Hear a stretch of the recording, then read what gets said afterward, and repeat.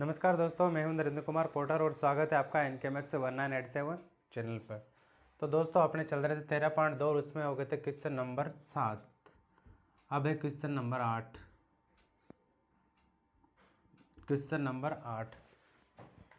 तो question number 8 में है कि एक गोलाकार कांच के बर्तन, एक क्या है, कांच का बर्तन है, किस प्रकार का गोलाकार, इस तरीके से गोले जैसा, इस प्रकार का गोलाकार कांच का बर्तन है जिसके बेलन के आकार की गर्दन है। इस पर क्या है, बेलन के आकार की गर्दन, इस तरीके का आपने बर्तन देखा होगा, इस तरीके का, जिसके क्या नीचे तो क्या होता है, गोल होता है, ऊपर क्या होती है, बेलनाकार एक गर्दन होती है, यहाँ से ये खुला हुआ रहता है। इस प्रकार की क्या है, पानी की बोतल है और ये पानी से भरी हुई ये रहती है वो ऊपर तक।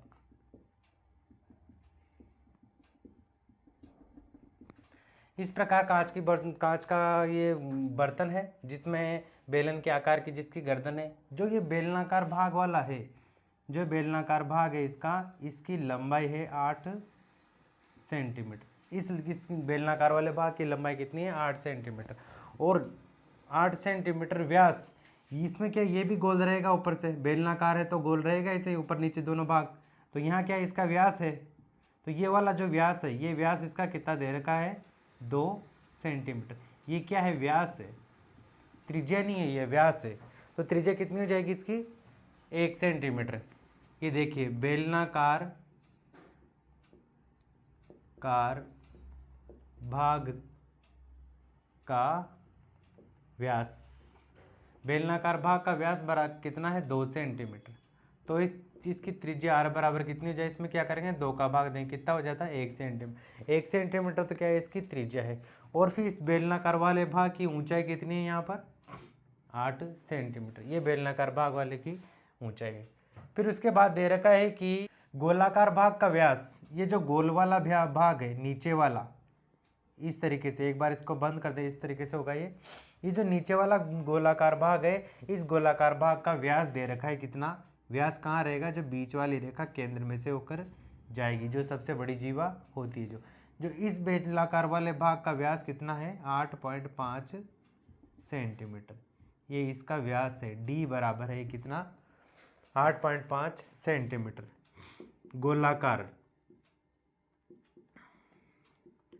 भाग का व्यास कितना है इसका, 8.5 सेंटीमीटर। तो इसकी त्रिज्या कितनी हो जाएगी, त्रिज्या निकालेंगे तो 8.5 में अपन क्या करेंगे, 2 का भाग देंगे। 8.5 में 2 का भाग दे दिया।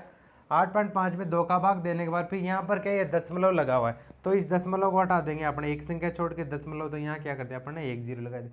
कितना हो गया ये, 85/20।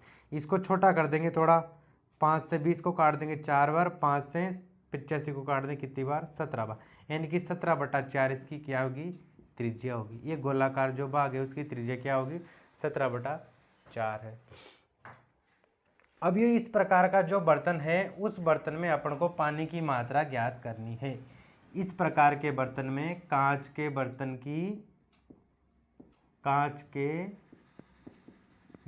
में पानी की मात्रा ज्ञात कीजिए।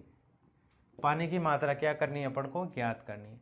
अब देखिए, पानी की मात्रा ज्ञात करने के लिए अपन को क्या करना पड़ेगा, इसमें क्या भाग दे रखे, 2 भाग दे रहे, एक तो ऊपर दे रखा है बेलनाकार, एक नीचे कौन सा दे रखा है, गोलाकार भाग। यानी कि अपन को गोलाकार भाग का आयतन निकालना है, बेलनाकार भाग का आयतन निकालना है और गोलाकार भाग का अपन को क्या करना है, आयतन निकालना। दोनों को अपन क्या कर देंगे, जोड़ देंगे। वो जो आंसर आ जाएगा वो आ जाएगा अपना इस टोटल पूरे भाग का आयतन, और वो जो पूरे भाग का आयतन रहेगा वही क्या रहेगा, अपन के पानी की मात्रा।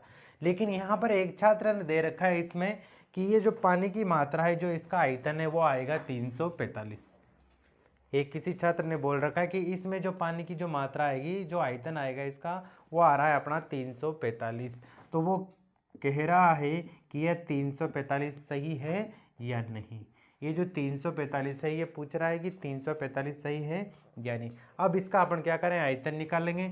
यदि अपने पास 345 आ जाता है तो समझेंगे कि वो आंसर सही है, और 345 नहीं आता है तो फिर उसका क्या आंसर आता है वो इसका पता लगेगा। तो अपन क्या करेंगे, कांच के बर्तन का आयतन निकालेंगे। तो कुल आयतन, इसका कुल आयतन क्या हो जाएगा, इसमें 2 चीज़ें हैं, एक तो बेलनाकार भाग का आयतन। शॉर्ट में लिख देता हूँ, आपको पूरा लिखना पड़ेगा। बेलनाकार भाग का आयतन प्लस इसमें क्या करेंगे, गोलाकार भाग का आयतन। गोलाकार भाग का आयतन, बेलनाकार भाग प्लस गोलाकार भाग का अपन क्या करेंगे, आयतन निकालेंगे। फिर उन दोनों क्या कर देंगे, जोड़ देंगे। अब देखिए बेलनाकार भाग का आयतन का क्षेत्रफल क्या होता है, इधर यहाँ पर किया जाएगा ये 25.12। इधर जब 157 इंटू 17 इंटू 289 करेंगे तो यहाँ पर मैं डायरेक्ट लिख देता हूँ, ये कितना आ जाएगा 771,341। जब 157 इंटू 17 इंटू 289 करेंगे तो अपने पास कितना आ जाएगा 77,1341। इधर फिर नीचे इसमें भाग देंगे अपन किसका, 48 इंटू 50 का। 48 इंटू 50 कितना हो जाता है अपने पास, 0 का 0, 8 पंजे 40, हासिल का 4, 4 पंजे 20 और 4 24, यानी कि 77,1341 में अपन किसका भाग देंगे, 2400 को भाग देंगे। तो फिर 2400 का भाग देंगे तो अपने पास आ जाएगा यहाँ पर 321.39। ये आ गया अपने पास। इधर वाला आंसर जो गोलाकार वाला भाग का जो आयतन है, गोलाकार वाले भाग का आयतन कितना आ जाएगा अपने पास 321.39। 321.39 में अब अपन क्या जोड़ देंगे 25.12। इधर देखिए पीछे से 9, यहाँ कितना है 2, 9 और 2 कितना हो जाता है 11, फिर 3 अरे कितना हो जाए 4, 4 है कितना हो गया 5, आगे कितना जाएगा फिर 5 अरे कितना हो गया 6, फिर 2 और 2 4 और कितना आ जाएगा 3, कितना हो जाता है 346.51। यह आ जाता है अपन का दोनों का जब बेलनाकार भाग और गोलाकार भाग का जब अपन आयतन जोड़ेंगे तो ये कितना हो जाता है अपने पास 346.51। लेकिन यहाँ पर कितना दे रखा है 345, यानी कि जो छात्र बोल रहा था कि 345 आंसर आएंगे, इसका मतलब इसमें आंसर है ही नहीं 345, कितना आ रहा है यहाँ पर 346.51, यानी कि जो आंसर छात्र ने दे रखा था वो आंसर क्या था, गलत था। एक बार फिर रिपीट करते हैं इसको। तो आपका क्वेश्चन नंबर 8 दे रखा है कि एक गोलाकार कांच के बर्तन की बेलन के आकार की गर्दन है। इस प्रकार से एक कांच का बर्तन है, गोल नीचे गोल है और ऊपर क्या है बेलनाकार भाग है। तो बेलनाकार वाले भाग जो गर्दन है उसकी लंबाई है 8 सेंटीमीटर और इसका व्यास कितना है 2 सेंटीमीटर। और जो गोलाकार भाग है व्यास है उसका, गोलाकार वाले भाग का व्यास कितना दे रखा है 8.5 सेंटीमीटर। तो 8.5 सेंटीमीटर, इसकी त्रिज्या कितनी हो जाएगी अपने पास 17/4। और बेलनाकार वाले भाग की त्रिज्या कितनी हो जाएगी 1 सेंटीमीटर। इसकी ऊंचाई कितनी है बेलनाकार वाले भाग की 8 सेंटीमीटर। इस प्रकार से दो भाग दे रखे, एक बेलनाकार और एक गोलाकार। तो इसकी इसमें अपन को क्या करनी है, पानी की मात्रा ज्ञात करनी है। तो पानी की मात्रा, कोई भी तरल पदार्थ कुछ भी निकालते हैं तो वो क्या होता है, एक तरह से आयतन होता है। तो इसमें क्या करना पड़ेगा, आयतन निकालना पड़ेगा। तो आयतन के लिए अपन को क्या करना है, इसमें दो चीज़ें हैं, एक तो बेलनाकार भाग है ऊपर और नीचे क्या है एक गोलाकार भाग है। तो सबसे पहले अपन तो बेलनाकार वाले भाग का आयतन निकाला, उसके बाद गोलाकार भाग का आयतन निकाला। बेलनाकार वाले भाग का क्षेत्रफल क्या होता है πr²h, और इधर इस गोलाकार वाले भाग का आयतन कितना होता है 4/3 πr³। इसमें घात 3 लगती है। पाई का मान कितना डालना है 3.14 डाल दिया, इंटू r², आर कितनी है 1 सेंटीमीटर, बेलनाकार वाले भाग 1 इंटू 1 डाल दिया, फिर गुणित लगा किसका ऊंचाई कितनी डाल दी 8 सेंटीमीटर। इधर दशमलव हटा दिया अपन ने, नीचे यहाँ क्या कर दिया 100 कर दिया। 314 को 8 से गुणा कर दिया अपने और फिर नीचे क्या कर दिया 100 का भाग दिया, तो कितनी संख्या आ गई अपने पास 25.12। इधर 4/3 डाल दिया, पाई का मान 3.14 डाल दिया, r³ डाल दिया, इसकी त्रिज्या कितनी है 17/4। 17/4 को क्या कर दिया अपन ने 3 बार लिख दिया। इधर यहाँ से 2 संख्या छोड़ के दशमलव था, इस दशमलव को हटा दिया अपने, नीचे क्या कर दिया यहाँ पर 100 कर दिया।